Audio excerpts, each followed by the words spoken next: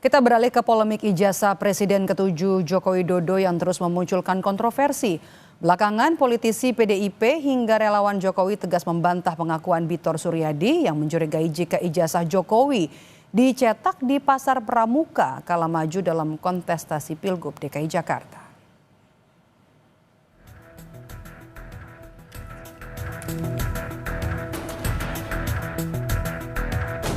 Dapat menyemangati daerah-daerah lain.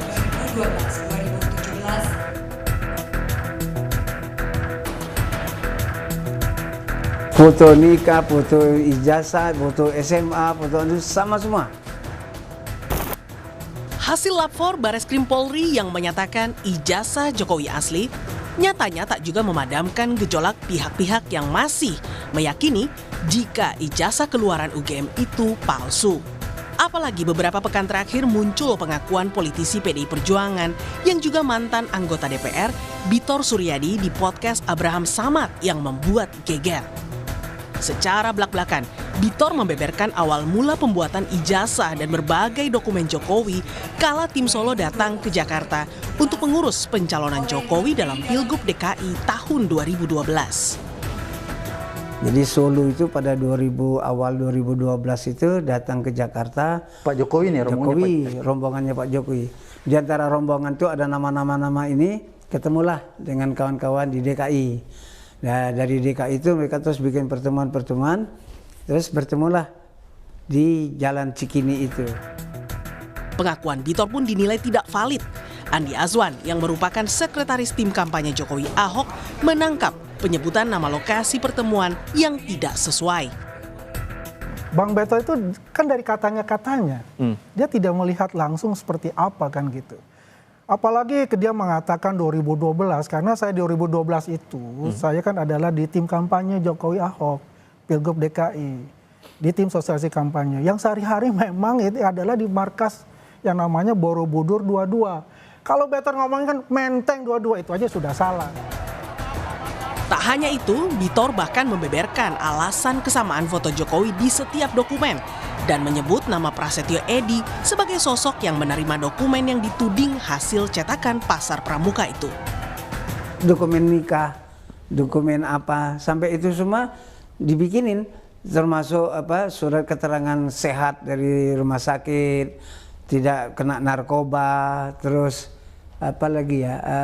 surat nikah, segala macam itu dibikin. Foto nikah, foto ijazah, foto SMA, foto itu sama semua. Kenapa Better tahu bahwa fotonya itu sama semua? Kan dibilang kan, dokumen itu setelah siap, pada 2012 kan, diserahkan ke Mas Pras.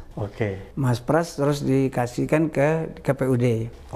Sudah itu Jokowi maju ke presiden.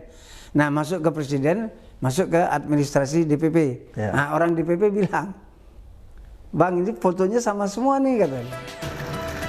Tak terima tudingan rekan satu partainya itu, mantan Ketua DPRD DKI Jakarta, Prasetyo Edy pun mempertanyakan motif Betor menyerang PDIP.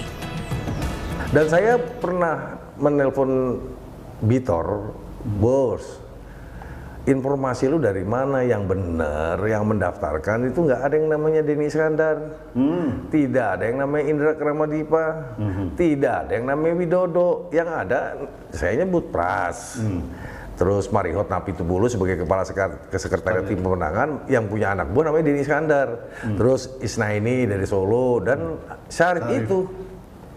Loh, kok bisa dia membuat narasi yang seperti itu? Apakah ini ada apa dengan Bitor, dengan PDI Perjuangan? Sementara itu, perkembangan kasus ijazah Jokowi di Polda Metro Jaya yang menyeret Roy Suryo CS kini sudah memeriksa 50 orang sebagai saksi serta mengumpulkan keterangan ahli yakni Dewan Pers dan Digital Forensik.